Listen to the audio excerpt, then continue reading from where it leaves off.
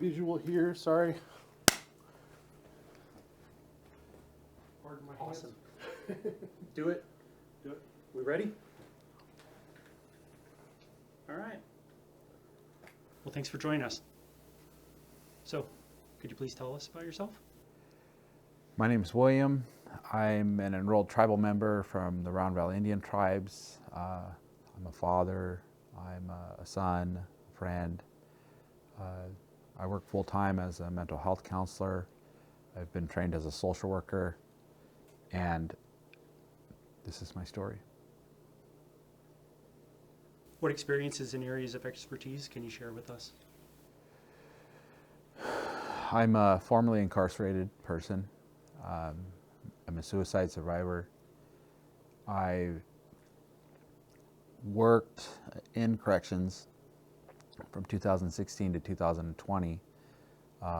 Since leaving that, I sort of shifted gears and went into more of a school to prison prevention lens, and also expanded some of the work into programs like Project Rebound, Rising Scholars, jails to educational style programs. I've given several different speeches at different academic universities and things like that. And as of late, I think I've sort of shifted in a way to include disability work into my frameworks, which we can talk about a little later. Of course. Yeah. So I'll kind of bring up the question, really for this entire interview, is why are Indigenous Native American people overrepresented in the U.S. criminal justice system?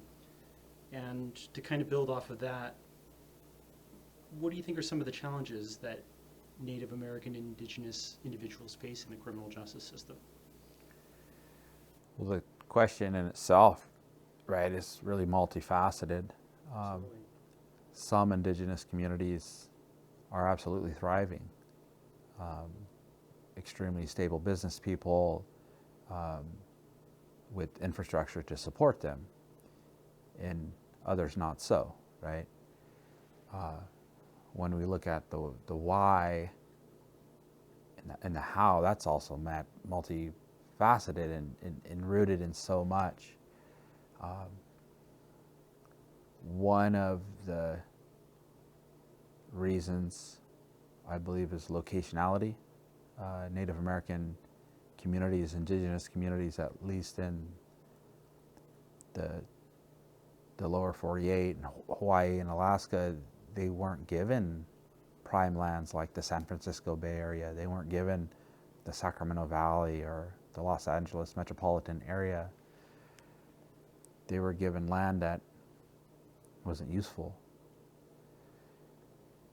On top of locationality, there were certain laws that were drafted and created through constitutions that really prevented them from thriving as a people. In 1924, education finally became available to Indigenous people, at least in California. Education for a long time has been tied to money. The more education you have, the better job you can get. We live in a financial, monetary society. So for less than 100 years, California Indian people have been able to go to public education, right? But even when that happened, it wasn't all sunshine and rainbows. We didn't really see political activism up until the 1970s. So now I'm talking about my mom, like her generation. Perhaps she was the first generation in the history of Indian people to ever really been able to go to college. But again, it still wasn't accepted. And in some ways, it's probably not accepted today. So on the one hand, you don't have land, you can't go to school, and you're being taxed. And one of the things I always looked at with tribal people and why they're going to jail, I always compared it to the Los Angeles area after World War II and the loss of the aviation industry within Los Angeles. And what you had was ghettos that were created, and they ballooned because there was no money, there was no work. So they leaned to the next thing. And I think in tribal communities, you kind of see that, right? But there's also a choice, right? In some ways, I think we choose to go down this path of corrections. In a way, it's kind of glamorous, right? And on the other hand, we simply don't know any other way. Within tribal communities, there's a lot of single parent families, or there's no parent families where elders or relatives are raising children. So on the one hand, it's a familial kind of context, right? Locationality as well, where a lot of metropolitan or city areas are located far distances from tribal reservations. Where I'm currently at, a lot of the reservations maybe an hour away. Perhaps your driver's license is suspended, but you have to report to probation and things like that.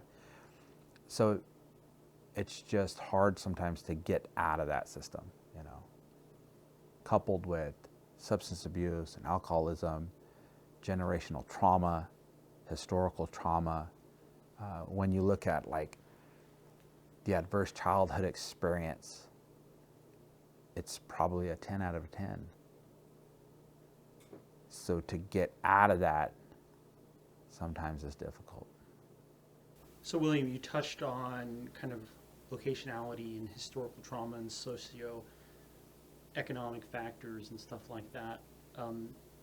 Clearly that's leading to an overrepresentation in the criminal justice system. Are there any cultural considerations you think that should be integrated into policy practices that can address these disparities? Yeah, and it's kind of tough, right? Where on the one hand, correction systems and systems that aid, whether it's probation or parole or third-party agencies that are designed to aid individuals in getting off of probation or getting out of that system, often at times they lean on evidence-based material, right? That is usually had been written or proven to work from a certain system. That's the opposite culture. It's the opposite narrative, right? And when you talk about implementing more communal-based programs that are relevant to Indigenous people, typically there's no funding for it. And it's not been proven to work. On top of that, it appears as if it's brand new, but it's really, really old. Just the educational system or the people in power, they've never welcomed it in a way. And we're starting to see a subtle change in that, right? Within some superior court systems and child welfare systems, and even our local sheriff's department has been implementing some of these programs for a little while. I know that to be a fact because I started it. And when programs like Red Road or programs like Motherhood and Fatherhood is Sacred or Linking Generations or Mending Broken Hearts from the White Bison program, when those programs were implemented, they told the truth a lot faster. Because the difference in the two is the one is rooted in time and being proven to work, and the other one is rooted in love. And often at times, those populations have never felt that love. When people turn 18, we expect them to be adults and know these things. But if there are no parents to be had, you just kind of wander, right? So we're starting to see this subtle change happen because some Indigenous people and champions are welcoming it, right? And you see it at the university level. You see the partnerships with the governor's office, and you're starting to see some of these changes happen, right? But are they happening fast enough? If you look at death rates for Indigenous people, I don't think they're happening fast enough. Absolutely. So kind of building off of what you were saying about how it's historical trauma, the locationality, and how it seems like it's a systemic issue to where, as you said, it's not happening fast enough to where a lot of kind of, I don't want to say just more mainstream justice practices are starting to implement these kind of cultural competency policies and stuff like that to actually help out this group that is overrepresented. I mean, do you think that there's any more systemic issues that are really kind of exacerbating this problem? Well, the financial piece in it, I think there's definitely a financial piece. When I see tribal people with means and money, I don't really see the problems, right? But when you don't see Indigenous communities with means or money or leadership within the familial unit, you see this ballooning effect of incarceration rates. When a matriarch or a patriarchal leader within Indigenous communities is lost, often at times the family unit is lost as well. In any tribal community, there's probably at least one last name that every corrections officer knows. But if you went back far enough, you probably can find somebody within that family unit that was a very strong person, right? I think there's something to be said about also championing. It doesn't take a whole lot to champion a tribal person on a path that they think is successful. But often at times, Western success is generated in different areas where that might not be success for a tribal person. I think sometimes the solution lies also within the community. And I think you brought up a really great point about how, and this is just me speaking, how success to a non-native may be very different than success to an actual, Native American Indigenous person. And could you say the same thing about like rehabilitation, treatment, or just any sort of, I guess, social assistance? Yeah, I think, again, I've seen so many positive changes within some of the systems that I've been able to work in, whether that's with the public defender's office or probation and parole. But you see this more welcoming sort of energy, right? And I think some of that may be due to COVID-19, or what the pandemic done in reality was like, not only the pandemic, we can roll back maybe 2017, like at least in my area, and we had a lot of fires, right? And a lot of homes were lost. And all of a sudden it was okay to be an electrician, and it was okay to be a contractor, right? And so success, like for tribal people, could be that, right? It could be building more homes on their reservation. It could be having a family on their reservation. It could be growing the infrastructure within their own community, right? And just living their life. But when you compare that to some Western sort of success modalities, what is their credit score? Why are they driving that type of car? Why aren't they in school? Why are their children dressed like that, right? But to them, maybe that is success, right? So how we measure success is very individualistic. But again, I think it opens an idea for teaching too, right? Absolutely.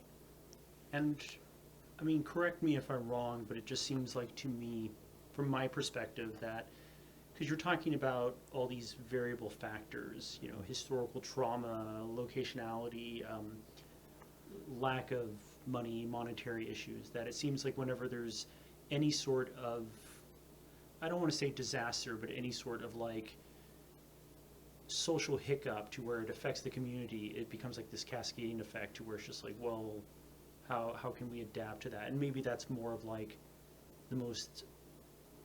it seems like the most impoverished communities are the ones that feel it the hardest. Right. And yeah, and I'm not in any way trying to speak on just necessarily Native Americans, but it just feels like this kind of cascading effect. Right. Where the smallest little thing just snowballs out, and then, as you said, like COVID-19. Mm-hmm. Yeah, I think like success, right, or successfully terminating probation, or successfully, not re-entering a facility, or like that's what we want, right? Like we want to save taxpayer dollars by reducing jail populations, and we want to do this stuff, right? And it's such a big thing to tackle when all of these factors are at play, right? It's truly hard to try to fix that problem, quote unquote, right? Especially when you start talking about things you don't want to talk about, right? Everybody wants to know the why, but when you bring up something like molestation, or you bring up something like suicide, or you bring up something like death and dying, and grief and loss, and we're not only talking about like, a sibling or a relative, because everybody has lost somebody. The difference with Indigenous communities is it's usually a whole family that has committed suicide, that has been raped, that cuts themselves, right? And when you talk about treatment, you can't talk about treatment for incarcerated Indigenous people without talking about treating the whole person. I was going to bring up holistic. So that part is rooted in their financial self, their physical self, their mental and emotional self, and their spiritual self, right? And I think I know that the solutions lie within the community, right? And one of the questions I always get asked this type of question when I'm asked to give this type of speech, right? And I always ask people to raise their hand if they've ever bought a car, right? Or raise your hand if you've ever successfully ran a business, or you've bought a house, or you've been married or divorced. And usually everybody's hand goes up at some point in time, right? And I say tribal people don't know that. But you do. And so you could teach, And so sometimes I think the answers they're more simple than the way we put it and the way we think about it. But you can't do anything without a relationship, right? And that's just the answer to every single one of these questions, is you can't go into a community and you could talk about East Los Angeles, you could talk about Watts or Compton, or you can talk about the Hoopa Valley Reservation or the Navajo Reservation. You can't all of a sudden go into that community as an outsider who has no relationship, who's never put in the time. You can't go in there and just sprinkle your knowledge and then get what you want and leave, right?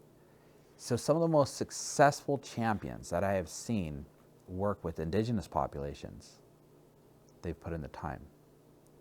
And with the time comes the relationship. And from the relationship, you can do good work, right? So to kind of let everyone know, but it's like, William, you and I met at the Mendocino County Jail. Correct. Yeah, I'm still the discharge planner, and you were inmate service coordinator, Correct. if I'm correct. No, Yeah. yeah. And I remember having multiple conversations with you about the most important thing is really building rapport with the inmates, with our clients, because you can't. And this is just more from my point to kind of build off what you're saying. Yeah. You can never wrap somebody in just a nice little box and put a bow on it. Everyone has, I don't want to say hang-ups, but everybody has their own histories, their own traumas, even if it may be something minor compared to somebody else. But it's like, I remember very vividly having multiple conversations with you about, like, you have to have the conversation with the inmate and talk about what's the plan, what do they want, what are their goals, and you take it one step at a time. Because as you said, it's like, when you step back, it looks complicated, but when you start to go through the process, I don't think it's that difficult, because it's just more about having the conversation. Right. If I spoke well on that.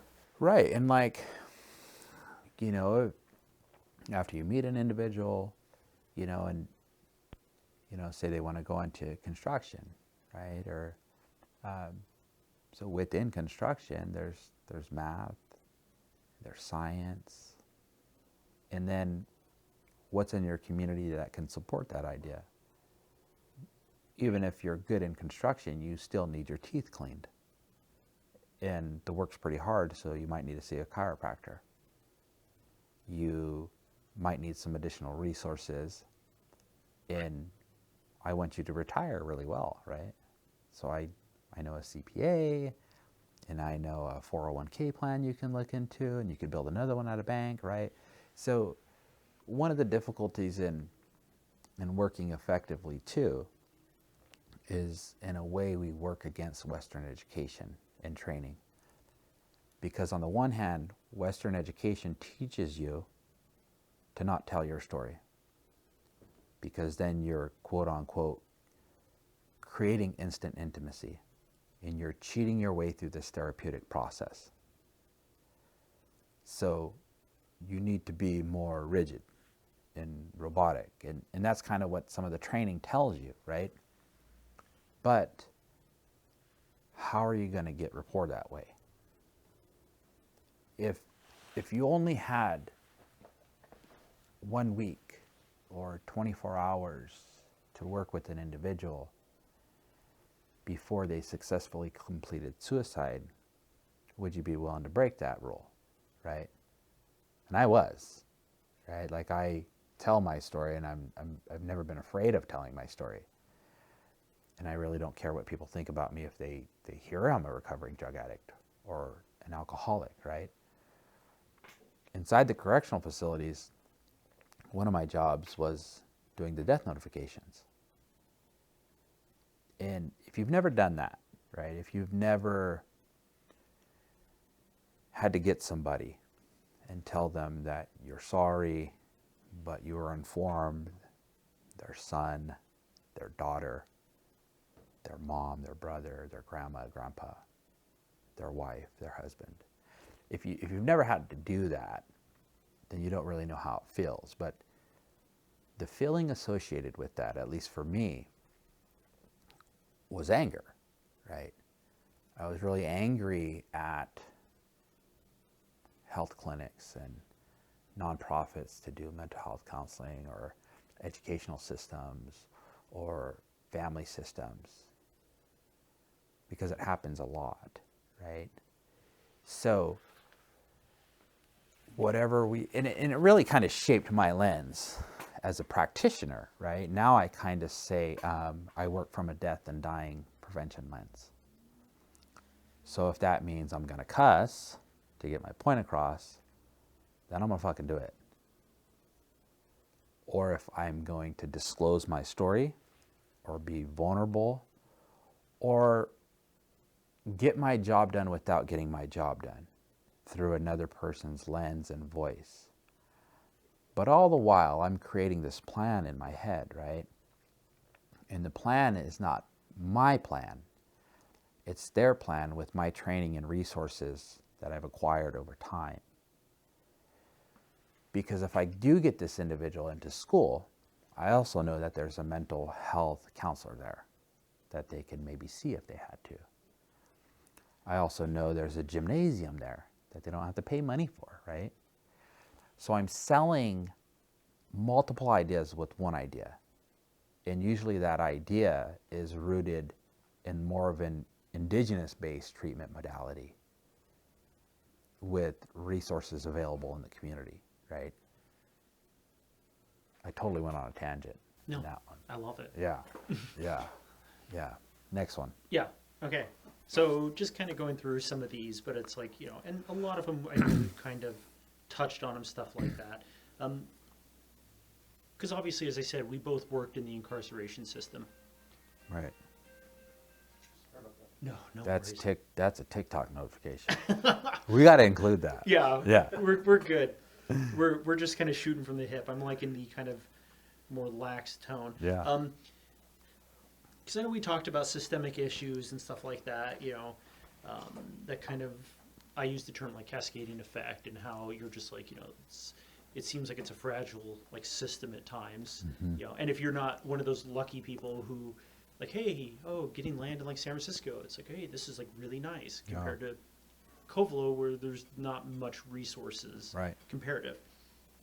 That's just kind of with me. So what I have seen, I should say. Yeah.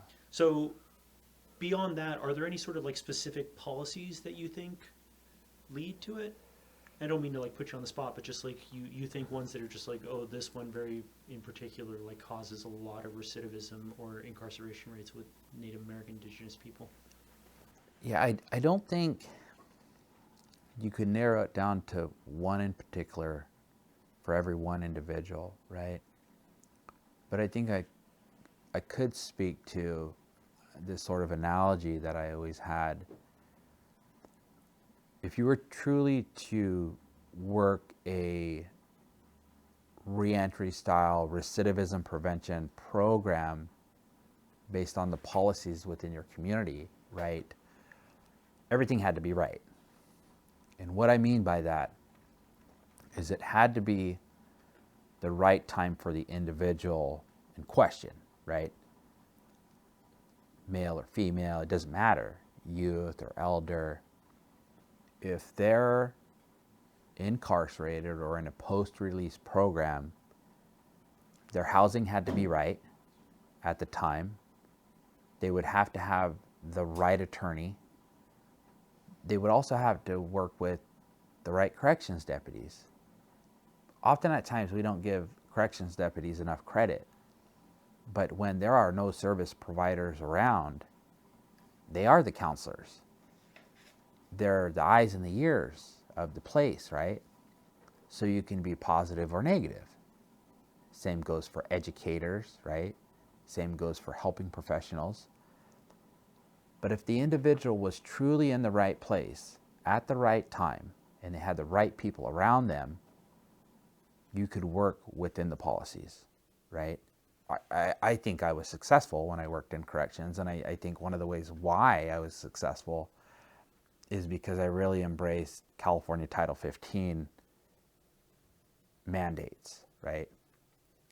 And one of those mandates was mental health counseling.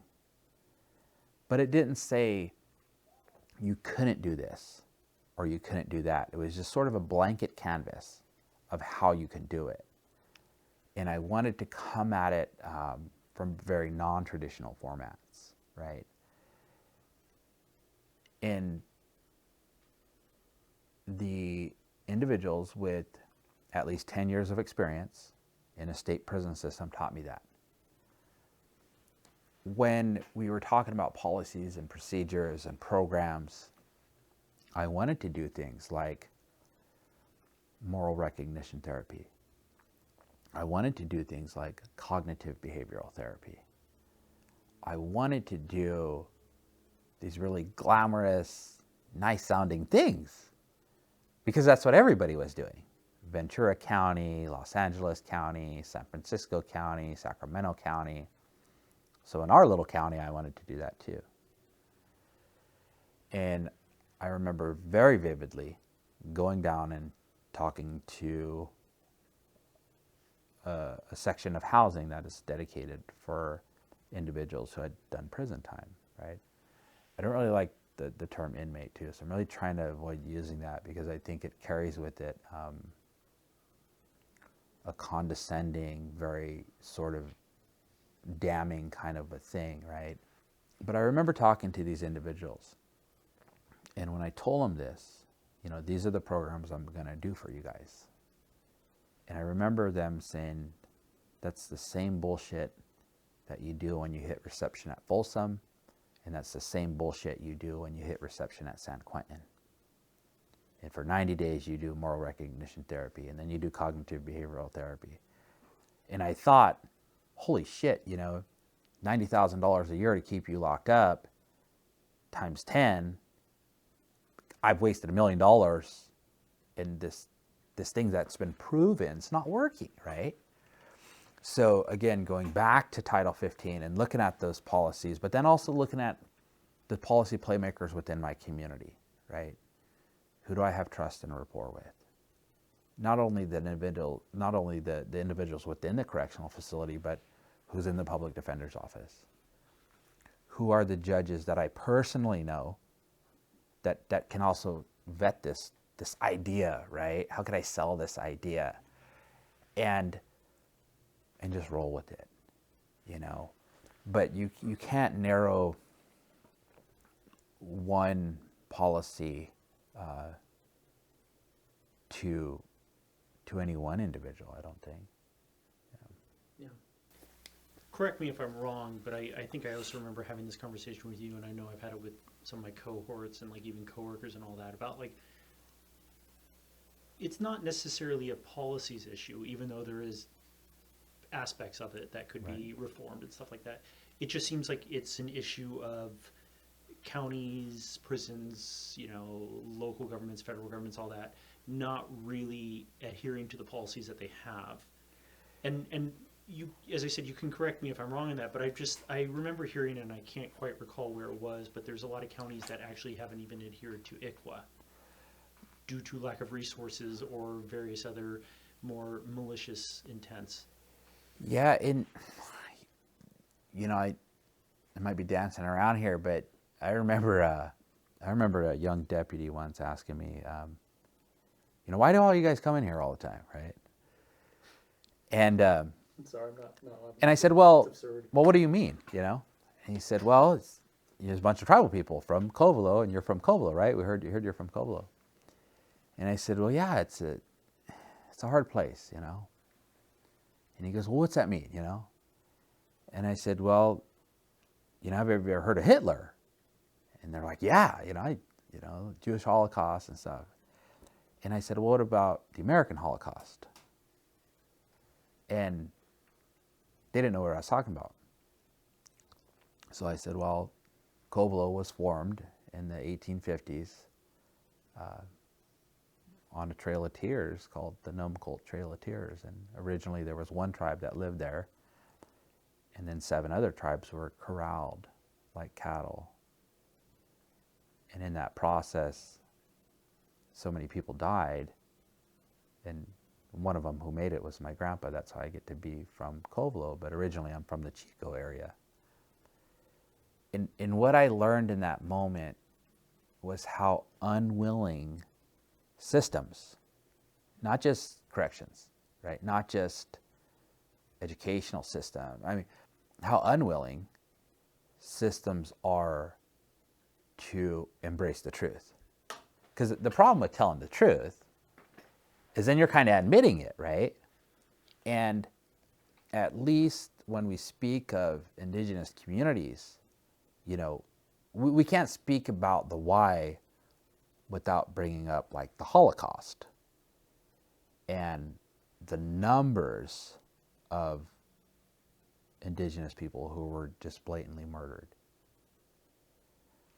And in California, right, there's a lot of data to back that up, how much money the state paid out for the murder of Indigenous peoples. And it's not that long ago. right? I mean, there's companies that have been existing longer than some of these genocides. Wrangler, for one, or Levi's, for one. They've been around just as long as that, right? So, time tied into healing, the truth is it hasn't been that long ago. We tend to think of it as like, especially here in America, and I'm being really presumptuous, but we tend to think of it as like ancient history, when really like Right. that's pretty close to the present. Yeah, my mom, if she were alive, she'd be in her mid-60s. So in the 1970s, she was a teenage girl, right, who probably had dreams and ambitions to go to college and do these things. But at the time, the Indian Child Welfare Act didn't exist yet. So as a young girl, she could have been removed and placed with a non-native family with no representation, at least from a legal binding process, right? And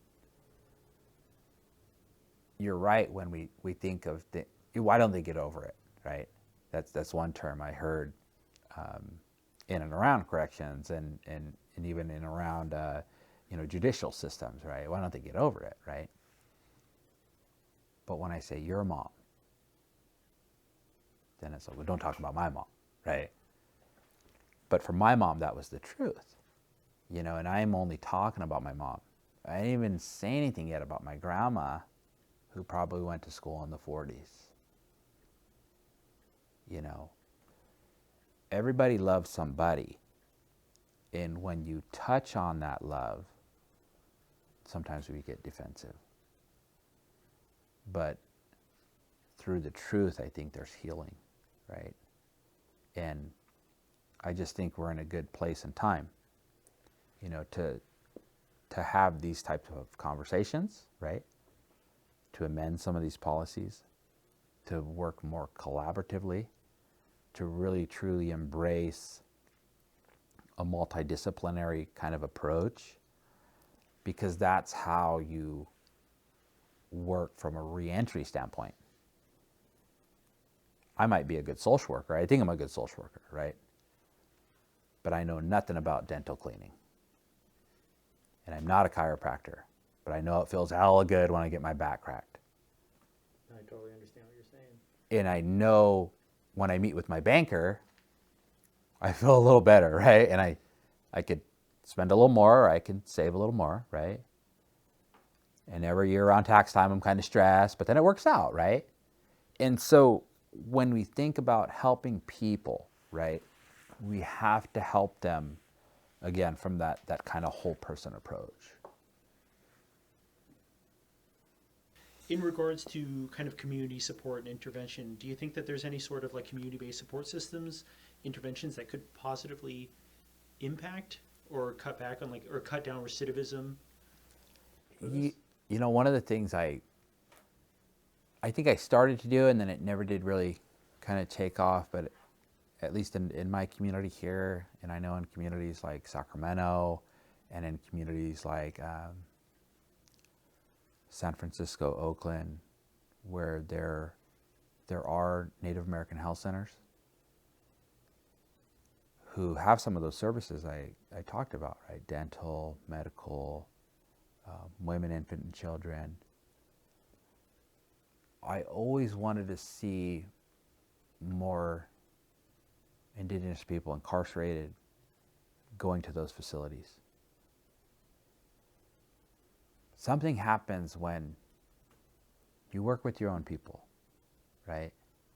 And something happens for me, and I'm not talking about just an Indigenous tribal belonging, right? I think as social workers, we're a tribe. I think as photographers, we're a tribe. And when you're around that, right, you kind of tap into that right side of your brain. Hey, maybe I can do this. Maybe I can do that, right? And I think we all know at this point, when you had adverse childhood experiences, you're usually living in the left side of your brain, that individual who doesn't think they can do it, right? But one of the strongest programs, I think, within our communities that we haven't really fully seen the power of it yet is the Indian Health Services systems, the Native American student resource systems within our community college systems, the sort of non-linear therapists, shaman, if you want to call them, right? I don't think we've really seen some of that yet. I think some of the educational systems within our communities, the adult schools and things like that, are doing a pretty decent job. I would like to see more Indigenous educators involved in those types of systems. And again, that goes back to championing, right? Because today, we have the right to go to school, right? And many non-natives champion us in that endeavor, right? But then it goes back to that kind of right analogy I have. It has to be the right person in the right time at the right place. I think what's worthy of noting is this question and these answers have to be reciprocal. Whether it's parole or probation or child welfare, we have to go to Indigenous communities and Indigenous agencies, but then also the invitation has to be the other way. It has to be, I think, reciprocal is what I'm trying to say. And it has to be done in a way that you're not just checking a box. Oh, I met with Ian, I think in 2021. We're good for another 5 years, however the grant. It can't be that, right? It has to genuinely be from some sort of methodology, like mine is to save lives. It's really scary for me to go to agencies when I know I might be the only guy there who's a tribal guy with maybe a funny last name. It's hard to go into those systems. But I've coached and conditioned myself because I don't want to do those death notifications anymore. But if I'm asked, I would, right? So every community is different. But within that community and within those agencies, there's this curiosity I have, right? Who is in that place that could champion them? And I think that's an Indigenous kind of like teaching, right? Who has the narratives that I'm looking for? Because Indigenous people are mostly narrative style people anyway. It's kind of hard to read the books sometimes, right? We kind of like the videos, but we fucking love the stories. And so there needs to be more storytelling. With and I know you know this, but I spent a lot of time up in Round Valley Covelo doing mobile outreach, but I spent some time with the tribes, not as much as I wish I could have. Yeah. But I was always really impressed and moved by the stories, because it's stories are the defining kind of bedrock for almost every culture. Mm-hmm. Whether it be written, religious texts, stuff like that. But just these stories, they empower us, and I think there's something deeply beautiful about it. Right. And that's more of just kind of a personal point, not necessarily the lead into a question. Because a lot of the other stuff, you've really touched on a lot of it, William. Well, without it, right, it's really somebody's thesis or somebody's, their methodology, right? And to drive this point home, at least how I do it when I'm a keynote or something, I love food, right? I just do. And I think food is that equalizer in hard conversations and good conversations, right? And I always kind of drive this home with has anybody's grandma made pie? Or has anybody's grandma made a famous dish? And depending on where I'm at, I might talk about that. And I asked, what was the secret? You know, and I remember one individual in particular, I think it was in Sacramento once, said, you know, my grandma made the best pie. And I said, well, why? And she said, a fuck ton of butter. And I said, okay. And I said, well, what else, right? Tell me some more. She said, well, the way she would prepare it, you know, the time she would put into it. She'd be in the kitchen for a long time, right? And so through her story about her grandma, I was able to take her back to that moment. And that's a good thing, right? And we all have those moments that at times we need to draw on, right? But only if we're willing to share that story, right? And through hard conversations and even good conversations, we get to those places. Yeah. We can kind of wrap this up, but like, what do you think are some potential solutions? You know, we've kind of talked a lot about it, potential strategies. You know, I don't want to just be generic and say like cultural competency, but kind of integrating those more Indigenous views into the systems that we have. Right, and I look forward to the day when perhaps one of our board of supervisors is an Indigenous person.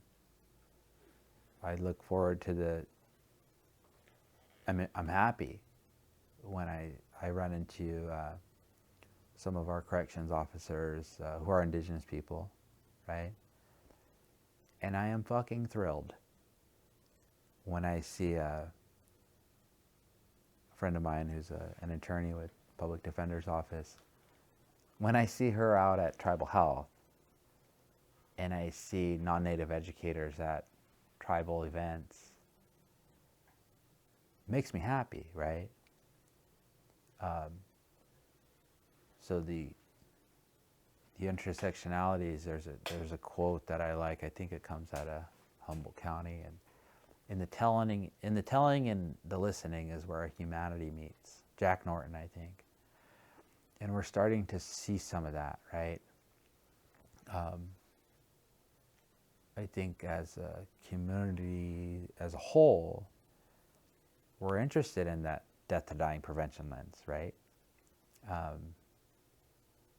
I think it's a good time for us to tell our story.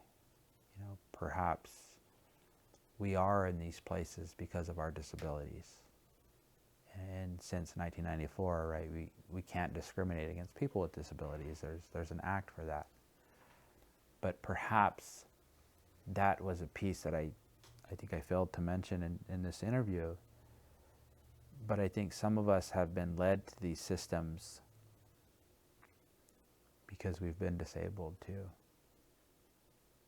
And now I think some of that truth is coming out, right? How could we be better? Showing up is always hard. But I always feel better when after I leave, when I show up to a hard place. But when the showing up in those hard places is shared with other people, I think the work is a little easier for at least one day, you know. What steps, and this is more in regards to collaboration, like what steps do you think can be taken to enhance collaboration between Indigenous communities and non-Indigenous? I feel like we've talked a lot about it, kind of gone through that, but if you have anything more to say. You know, I kind of like how like career fairs happen and there's just like a bunch of resources there and you're kind of there just to do good work or mingle, right? I like that. I like that idea. I also like the idea of doing our job without doing our job. I think policing could be done by just shooting hoops with kids. I think it's kind of fun if you can throw a baseball and dunk one of the sheriff's officers in the tank or so. When it's fun, the work is easier, right?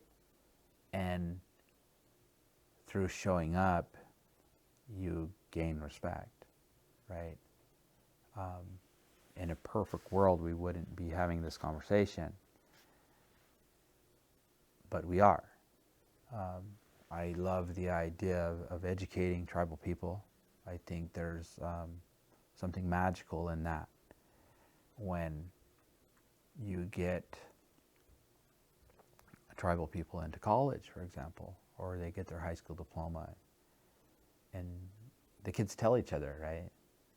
My dad's in college, or my dad graduated, and now he's doing this and he's doing that. And when that paper is hung on the wall, I think they're more willing to do it too, right? How do we do our jobs in a more simpler way? Which I think is rooted in Indigenous teachings too, right? But there's a lot that can be done, but I think it's also important to acknowledge the work that has been done as well, right? For me, it wouldn't be fair to sit here and sort of gloat my educational merits and things without bringing up the struggles my mom had, or the struggles my grandma probably had. It wouldn't be fair because I wouldn't be honoring their time, right? So to move forward and try to prevent that, I think we need to remember that. So really, William, like any final thoughts, any concluding words of wisdom or anything you'd like to share? Well, recently, right, the governor closed all of the California Youth Authority systems, the prisons, so no longer in the state will tribal kids, or any kid for that matter, go to prison. Sometimes jails and prisons are good things for us. As an addict and an alcoholic, I destroyed myself for a long, long time. So sometimes that saved me. With the closing of some of the prisons, and with the state sort of shifting to more of a reentry style rehabilitation model, which has always been in the name, right? California Department of Corrections and Rehabilitation.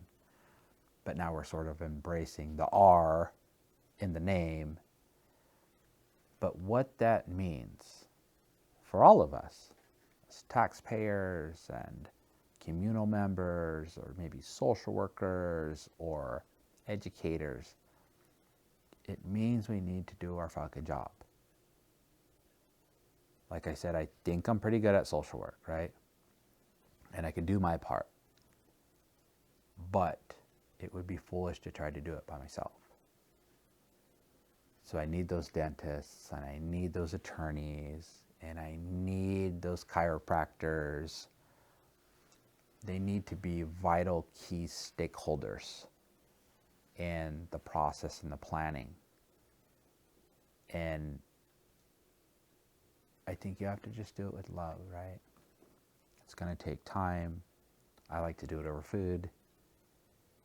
And I like to tell the narrative, right? And sometimes that means telling my own, in the hope that maybe there could be another person like me. How much easier the work would be for me, or more sustainable, right? I think of all the other kids out there who are just waiting, right? Kids or adults are just waiting for someone to grab them, or to make it the right time for them. Yeah. So yeah, I think that's it. But I really appreciate it, Will.